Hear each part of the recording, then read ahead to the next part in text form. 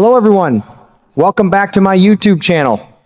Thank you so much for joining me today because we have some very exciting General Hospital news to talk about, and it's definitely worth the wait. I was sitting here last night after supper, rocking in my old chair with a cup of coffee, and I just couldn't stop thinking about what's happening on General Hospital these days.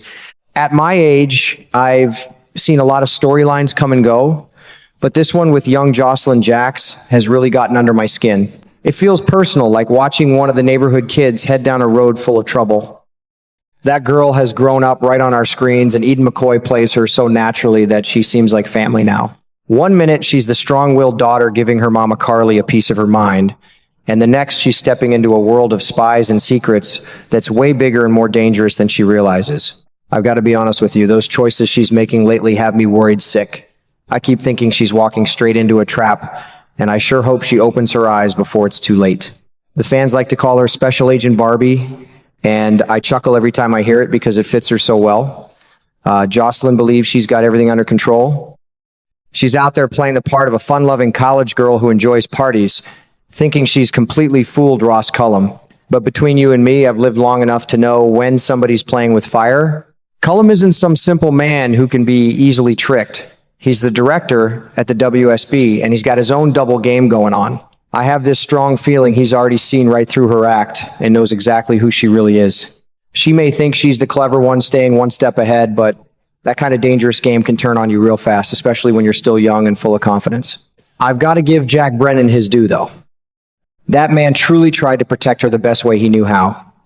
He was the one who first brought her into that secret world, and later you could see the regret in his eyes. He did everything possible to pull her back to safety. He placed her on what they call sleeping status, told her clearly to hide the badge, go back to living like any normal college student, and he worked hard to erase her records so Cullum couldn't find any trace of her involvement.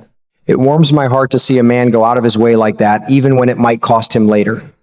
That's real care, the kind you don't see every day. But our Jocelyn, she's got that stubborn fire straight from her mama Carly Spencer.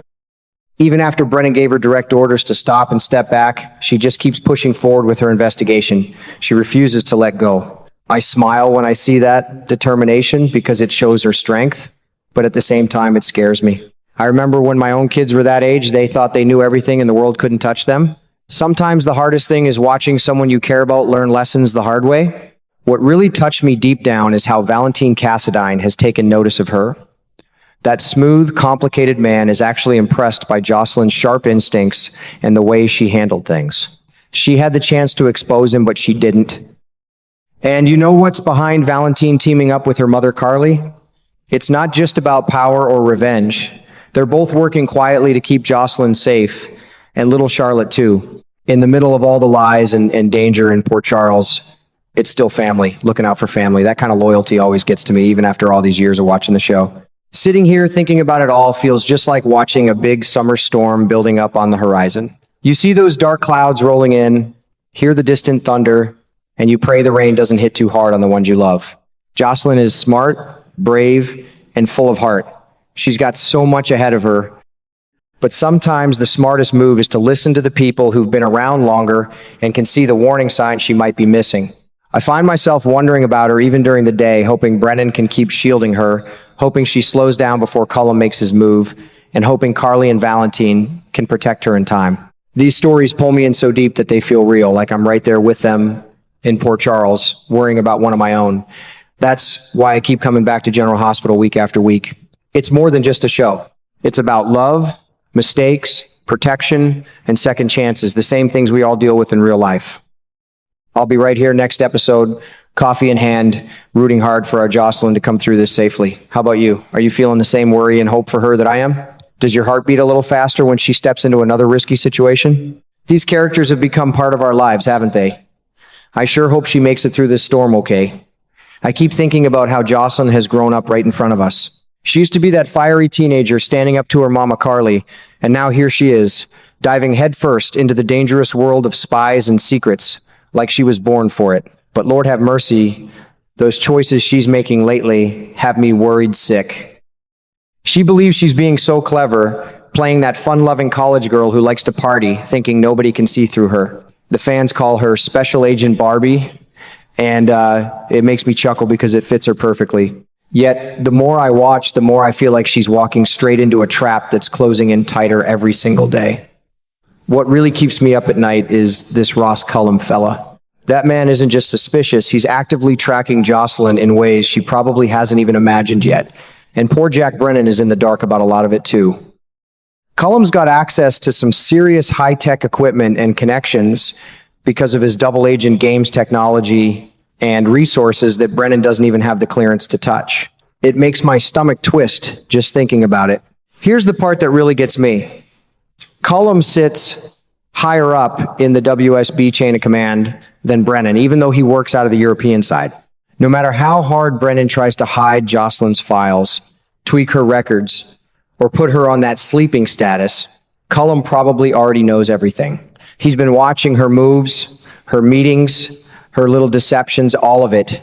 Brennan tried so hard to protect that girl. He was the one who first pulled her into that secret world, and later you could see the regret on his face. He told her straight to put the badge away, go back to living like any normal college kid worried about exams and weekend fun, and he worked overtime trying to erase every trace of her involvement so Cullum couldn't find her. That man genuinely cares about Jocelyn. I can feel it in my bones. But with Cullum's higher position and all that fancy spy tech, Brennan's best efforts might not be enough. It breaks my heart a little because you can see he's doing everything a decent man can do, yet the deck is stacked against him. And now things have gotten even more complicated. Jocelyn has started secretly working with Valentine Cassadine, the very man Brennan is hunting down right alongside her strong-willed mama, Carly. The three of them are teaming up to fool Brennan and push their own plans forward. From where I'm sitting with my coffee, that feels like throwing gasoline on an already roaring fire.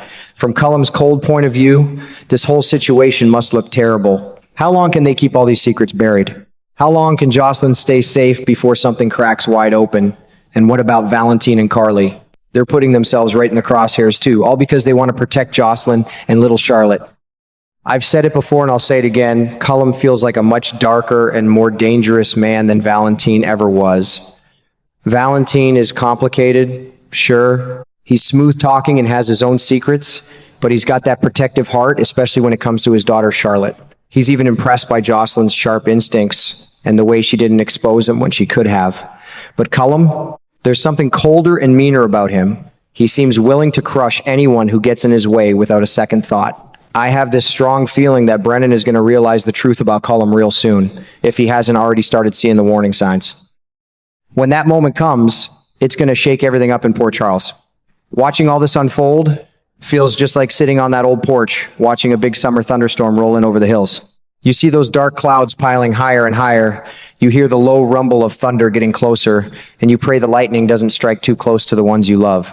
Jocelyn's got so much spirit and courage. She inherited that stubborn fire straight from Carly, and it makes me smile even while it worries me. She keeps pushing forward even after Brennan begged her to step back and stay safe. I remember when my own kids were young and thought they knew everything, how I wanted to wrap them up and keep them from every danger. Sometimes all you can do is watch, hope, and pray they learn before it's too late.